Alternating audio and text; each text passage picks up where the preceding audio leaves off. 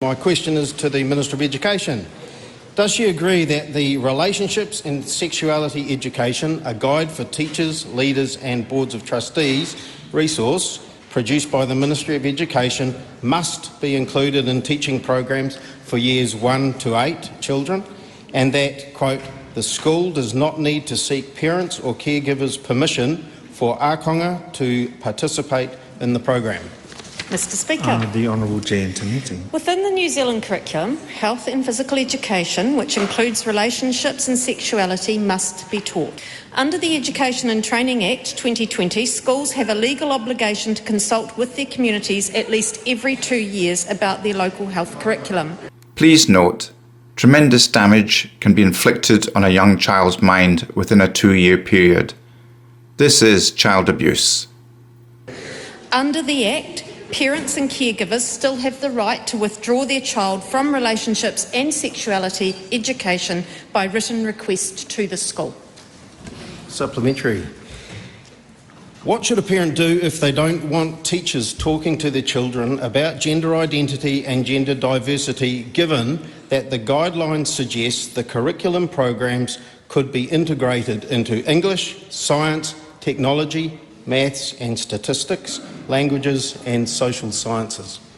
Mr Speaker, I have just said in my primary answer that they should write to the school. In that guide it says it can be taught across the curriculum. In English, for example, it could explore and critique the representation of gender roles and relationships in text. Therefore, it could look at gender stereotyping, for example, women going to the supermarket all the time. How to degrade women. Jan Tinetti, Labour Education Minister. Women go to the supermarket all the time. Chris Hipkins, Labour Party Prime Minister, doesn't even know what a woman is, for goodness sake. Do you really want people like this in government? Supplementary.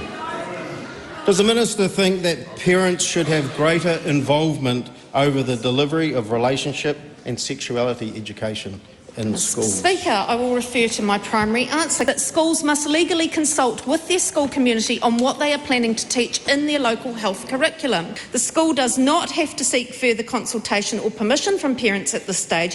However, if parents wish to remove their child from this part of the curriculum, they can do so. Supplementary. Can the Minister explain why enabling year 1 to 8 children to, quote, interrogate the ongoing effects of colonisation, end quote, is relevant to relationship and sexuality education for 5 to 12-year-olds? Mr Speaker, the guidelines the member is referring to have been developed by experts. When you put learning into the context of the learner, the educational outcomes are more powerful. This is terrible. Developed by experts? Actually, developed by far-left woke radical ideologists, none other than corrupt, divisive and destructive socialists, hell-bent on brainwashing the minds of young children and, worse still, mutilating their bodies. This is socialism at its very worst. All decent parents and future parents must stop this madness. This is child abuse. Supplementary. What teacher professional development has been provided to teach relationships and sexuality education, or can anyone do it? Mr Speaker, it's up to the school to determine where their strengths lie and where their weaknesses lie and what professional development they need as a school. Parents and future parents, beware. This is how the coalition of chaos, namely the Labour, Green and Maori parties, intend indoctrinating your children from a very young age in school and for all practical purposes behind their parents' backs. The New Zealand Labour Party have clearly revealed their plans, how they intend to poison the minds of young children, which in many cases will also lead to the mutilating of your child's body. How can any decent human being allow this type of government and these type of policies to exist? Please do something about it on 14th of October 2023. Thank you for listening. WhangareiTim.